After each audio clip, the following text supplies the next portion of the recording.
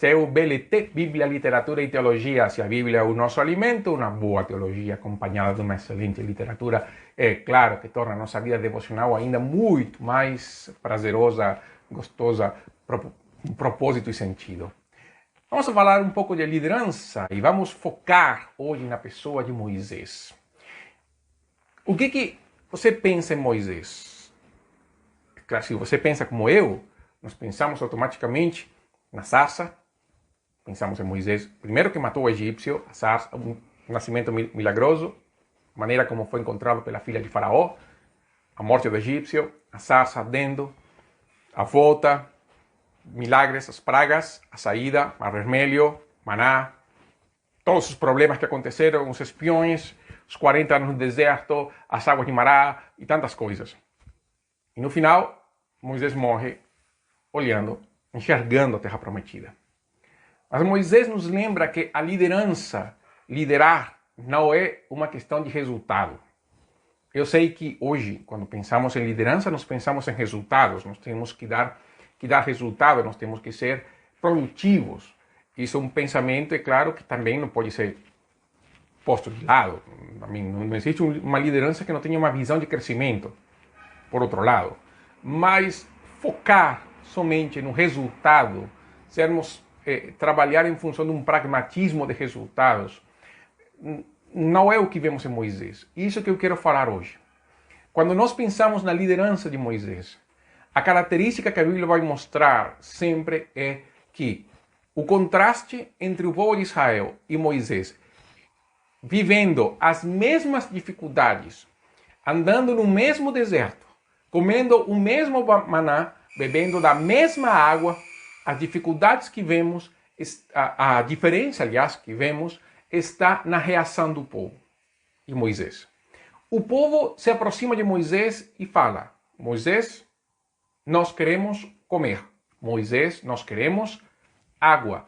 Moisés, nós queremos chegar na terra. Ou Moisés, nós queremos voltar ao Egito. A reação de Moisés não foi, a não ser uma vez, mas nunca foi de revirar o povo, de dar uma resposta digna à maneira como eles se relacionavam com Moisés. O que nós vemos em Moisés era justamente o contrário. O povo se queixava. Moisés ia na presença de Deus e orava. E Deus então falava com Moisés: Moisés, você vai fazer isto, aquilo, outro. Moisés, fala para o povo isto, aquilo. Moisés, pega a vara e faz tal coisa. Nós vemos um povo que queria ser direcionado por um homem. E nós vemos um homem que queria ser direcionado pelo Senhor. Essa é a grande diferença de Moisés. E nesse aspecto, Moisés é o líder que fala a nossa vida. Por quê? Porque hoje todo mundo espera um resultado do líder. Todo mundo espera que o líder dê o sinal de avanço, de início, para todo mundo avançar. O problema é que o líder pode fazer isso, mas as pessoas também ficam para trás.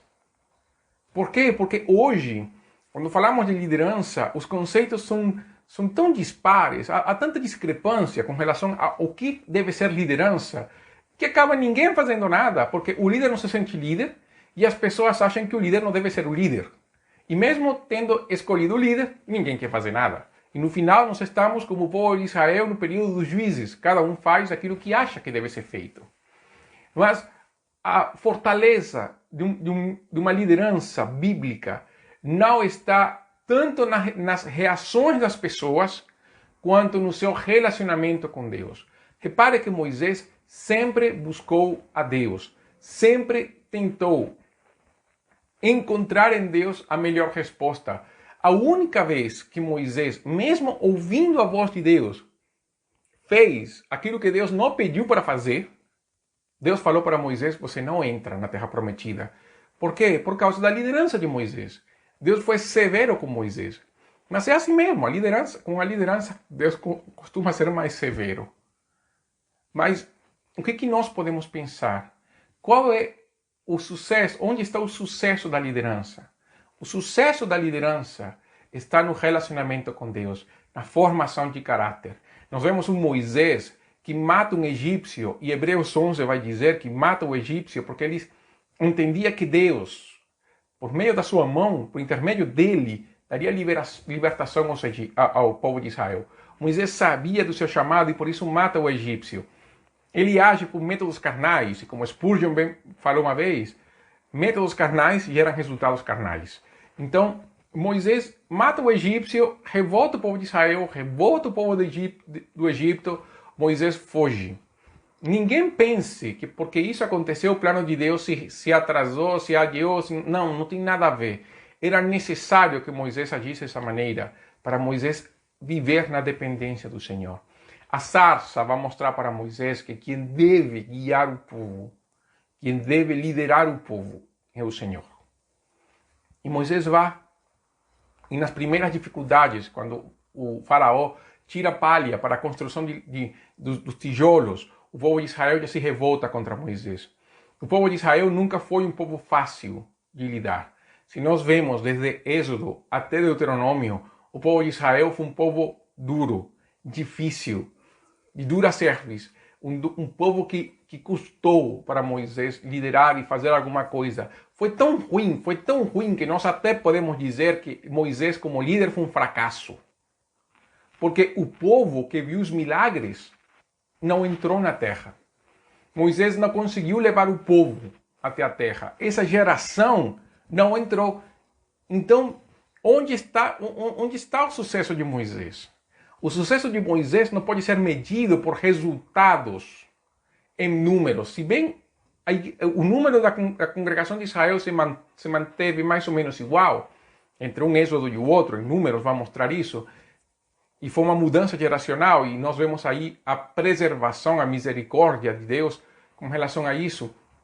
Nós não podemos avaliar o ministério de Moisés com relação a resultados.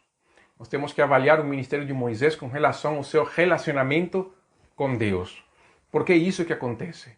O Moisés que mata um egípcio, em Êxodo, em Números capítulo 12, ele é chamado o homem mais manso sobre a terra.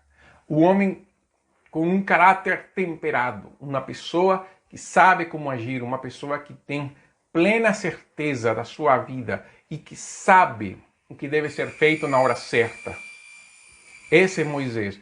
Mas como aconteceu essa mudança na vida de Moisés? Por causa do seu relacionamento com Deus. Enquanto o povo pedia pão, pedia água, pedia saúde, pedia ir ou retornar, Moisés estava na presença de Deus e falava para Deus: eu quero te conhecer. Eu quero ouvir de ti, Senhor, se a sua presença não estiver conosco, não nos tires deste lugar. Moisés dependia de Deus. O povo se encostou em Moisés, mas Moisés se encostou no Senhor. Há uma grande diferença entre se encostar no homem e colocar toda a nossa confiança no Senhor. Há uma grande diferença entre derramar nossa vida perante as pessoas e derramar nossa vida perante o Senhor. Líder que me ouve, cada um de nós tem circunstâncias difíceis neste tempo de pandemia. Nós temos que tomar decisões que não são fáceis e que não serão do agrado de todos. Mas uma coisa deve estar clara, nós temos que levar em conta que a nossa decisão deve ser segundo o coração de Deus. Não existe centro da vontade de Deus, existe a vontade de Deus.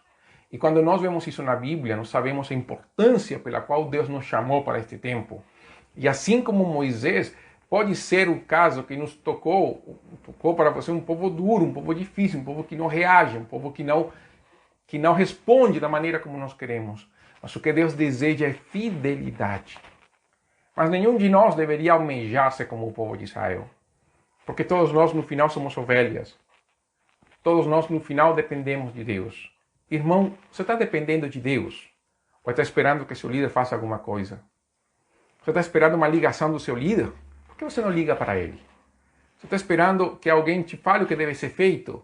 Essa Bíblia já fala o que deve ser feito. Você está fazendo isso? Pensemos em termos de liderança. A igreja, cada membro da igreja como um líder. Porque nós somos chamados a liderar como sal e como luz no meio das trevas deste mundo. Será que nós estamos exercendo isso? Será que nós estamos tendo o comportamento de Moisés, a dependência de Deus? Ou nós estamos esperando que alguém nos fale o que dizer? Será que nós estamos como o povo de Israel, querendo pão, querendo água?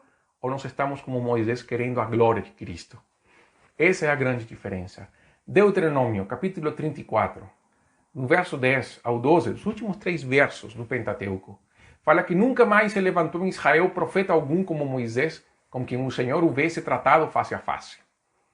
Primeira característica de Moisés: ele e Deus tinham um relacionamento face a face.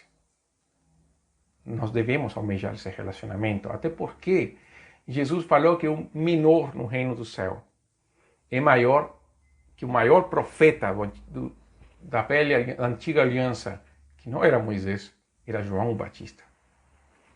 Pense nisso. Segue o texto. No tocante a todos os sinais e maravilhas que por mando do Senhor fez na terra do Egito, Faraó, a todos os oficiais e toda a sua terra, no tocante a todas as obras da sua poderosa mão e os grandes e terríveis feitos que operou Moisés à vista de todo Israel. A característica de Moisés de mostrar justamente sinais e maravilhas é justamente o reflexo de mostrar a glória de Deus, de um Deus que conhecia. Moisés, o que ele fez? Os milagres, as maravilhas que fez tanto o Egito quanto o povo de Israel, foi a manifestação da glória de Deus. Nós temos hoje Cristo e nós devemos mostrar Cristo a cada pessoa, seja as pessoas do mundo, seja o próprio pessoal da igreja. Nós devemos mostrar as virtudes daquele que nos chamou das trevas para a sua maravilhosa luz. E aqui vem um detalhe. Nós devemos fazer isso. A vida de Moisés é a vida de liderança, que não foca no resultado, porque o próprio Paulo falou, um é aquele que semeia, outro é aquele que rega, mas quem dá o crescimento é o Senhor. O resultado da liderança é um resultado que vem do próprio Senhor, porque nem sempre toda liderança terá sucesso em termos humanos. Mas uma coisa é fato, Deus nos chama à fidelidade. Deus nos chama à fidelidade a Ele, ao seu chamado, ao seu propósito. Sejamos fiéis a Deus. E enquanto o mundo hoje clama aos homens, nós devemos voltar nosso olhar ao céu. Ao invés de nos levantar, nós devemos nos humilhar. Esse é o BLT desta semana. Participe da nossa comunidade, da nossa programação.